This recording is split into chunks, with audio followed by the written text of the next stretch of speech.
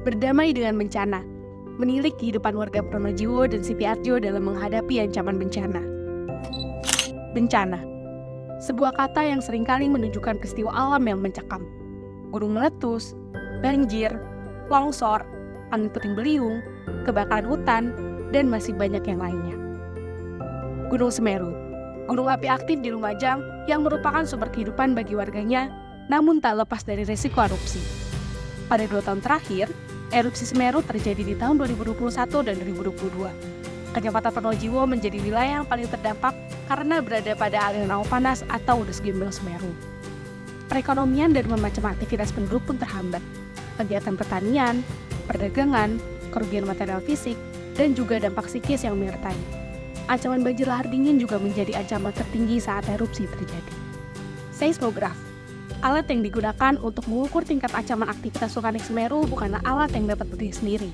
Warga dan relawan menggunakan sirine, CCTV, kantongan, dan tanda-tanda alam untuk membaca situasi terkini Gunung Semeru, seperti hewan yang turun secara bersamaan, terjadi gemuruh yang terus-menerus, serta cuaca yang panas. Pos Pemantauan Gunung Api atau PPGA yang dilengkapi dengan CCTV Semeru bertanggung jawab untuk melakukan pemantauan rutin. Pada pos pemantauan ini, anggota yang bertanggung jawab adalah anggota Destana atau Desa Tangguh Bencana, relawan lokal, dan petugas lain dari Badan Penanggulangan Daerah yang bertugas. Apabila aktivitas erupsi terus meningkat, maka sirine akan berbunyi sehingga warga dapat segera melakukan evakuasi. Mekanisme evakuasi yang dilakukan oleh masyarakat Pronojiwo dimulai dari melihat lokasi yang aman maupun tidak aman, serta lokasi dengan kelompok yang paling rentan. Sebelum proses evakuasi dilakukan, tentunya masyarakat mendapatkan sebuah peringatan melalui HT dan TOA atau yang dapat disebut pula suara untuk segera bersiap-siap menuju wilayah aman. Kelompok paling rentan ini seperti lansia, ibu hamil, anak-anak, dan warga difabel menjadi rombongan pertama untuk segera dibawa ke tempat pengungsian aman di depan Balai Desa Pronojiwo, SDN Sapitra 4, dan SMP 2 orang-orang ombol serta puskesmas. Setelah itu, masyarakat mengkoordinasikan proses evakuasi dan distribusi ke daratan sesuai alur evakuasi berdasarkan jalur masuk dan keluar.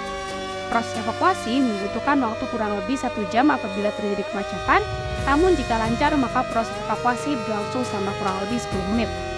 Proses evakuasi juga kadang memiliki kendala seperti jembatan yang terputus ataupun aliran lahar yang dapat masuk ke lahan milik warga sehingga mencari alternatif jalan melalui desa lain untuk menuju daerah yang lebih aman.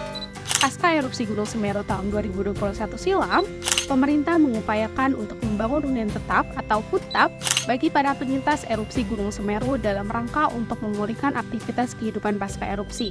Namun, meski pemerintah telah mengupayakan fasilitas pendidikan baru kepada warga, nyatanya relokasi ini kemudian memunculkan permasalahan baru ke tengah-tengah masyarakat, seperti hilangnya mata pencarian masyarakat yang berdampak pada kebutuhan perekonomian mereka.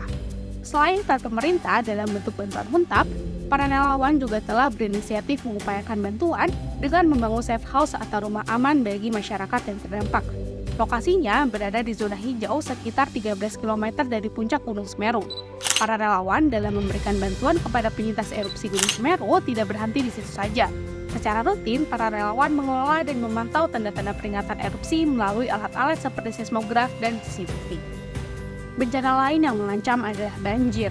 60 km ke arah selatan dari kota Malang, tepatnya di Desa Sitiarjo, Kecamatan Sumbermaji Wetan, Kabupaten Malang, memiliki banyak anak sungai yang berpotensi tinggi menyebabkan banjir karena volume sungai bisa cepat terisi sehingga cepat meluap.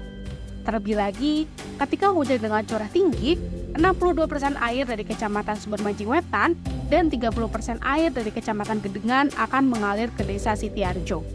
Penyebab banjir di Desa Sitiarjo tak lepas dari kondisi geografisnya seperti banyaknya anak sungai dan elevasi meter di atas permukaan laut. Elevasi NDPL paling rendah adalah 5 km dari permukaan laut, sehingga ketika air laut pasang, maka air tersebut akan sampai di sebelah Sungai Rawatrateh. Bahkan, ketika air pasang bisa mencapai 2 meter pada tanggal-tanggal tertentu berdasarkan penanggalan Jawa yang terjadi pada tanggal rembulan atau tanggal Jawa 30-1 dan pada tanggal 14-15. Menurut masyarakat sekitar, debit sungai yang tinggi dan meluapnya air ke ladang seringkali dimaknai sebagai banjir. Oleh karena itu, banjir di Desa Sitiarjo disebut banjir tahunan oleh masyarakat setempat. Namun, sebenarnya banjir yang terjadi di Desa Sitiarjo adalah banjir periodik yang mulanya terjadi setiap 10 tahun sekali Dan semakin berjalannya waktu, periode banjir semakin memendek mulai dari 10 tahun sekali, menjadi 5 tahun sekali, dan terakhir menjadi 3 tahun sekali. Hal ini dikarenakan adanya alih fungsi lahan, debit air sungai yang tinggi, dan sedimentasi sungai pengururan yang tinggi. Banjir tentunya memberi banyak dampak di berbagai aspek desa Sitiarjo. Terdapat korban jiwa dalam peristiwa ini meskipun dengan jumlah yang tidak banyak. Di samping itu, sektor ekonomi justru yang paling terdampak, terutama hewan ternak dan tanaman perkebunan yang menjadi sumber mata pencaharian warga Sitiarjo. Kerusakan fasilitas seperti kantor desa dan sekolah juga menjadi salah satu dampaknya. Dalam melakukan pemantauan bencana, masyarakat secara bergantian mengamati ketinggian air sungai. Ketika debit air mulai tinggi, masyarakat akan membuka kentongan sebagai alat untuk memberitahukan bencana, dan hal ini masih dilakukan hingga saat ini. Terdapat dua bentuk tanda peringatan bencana di desa Sitiarjo, yaitu tradisional dan modern. Sistem tradisional memanfaatkan pengetahuan turun-temurun dari nenek moyang, yaitu melihat tanda-tanda melalui perilaku hewan tertentu yang menunjukkan curah hujan tinggi. Contohnya, ketika koloni semut tiba-tiba membawa makanan dan larva mereka naik ke daerah lebih tinggi, bermigrasinya anak kepiting dari laut ke sungai secara besar-besaran, dan sebagainya. Peringatan bencana secara modern disebut dengan metode EWS atau Early Warning System, yang merupakan serangkaian sistem untuk memberitahukan akan timbulnya suatu bencana. Isi peringatan bencana biasanya diberitahukan ketika air di hulu mulai tinggi, seperti curah hujan tinggi, mulai tinggi, Sitiarjo harap hati-hati. Warga memiliki waktu kurang lebih 1,5 sampai 2 jam berdasarkan perjalanan meluapnya air dari sungai di Sukodono, dan 45 menit berdasarkan jarak tempat dipasangnya EWS ke desa untuk bersiap-siap melakukan tindakan penyelamatan diri dan aset. Sehingga, ketika tanda peringatan bencana yang berupa informasi dari desa lain terdapat debit air yang tinggi dan banjir, masyarakat Sitiarjo memiliki waktu persiapan untuk menyelamatkan diri dan asetnya sebelum banjir benar-benar datang di desa Sitiarjo. Namun, menariknya ketika banjir terjadi, kerap kali masyarakat memilih untuk tidak mengungsi atau memilih untuk tetap tinggal di dalam rumah. Hal ini terjadi karena warga telah terbiasa dengan bencana banjir dan memilih untuk menyelamatkan harta bendanya di rumah dengan membangun pelengrongan yang digunakan untuk mengakhiri serta harta benda, bahan makanan, alat masak, serta air bersih. Ketika air mulai surut sekitar 0,5 sampai 1 meter, biasanya warga pun sudah membersihkan rumah agar lumpur-lumpur yang terbawa banjir tidak mengendap.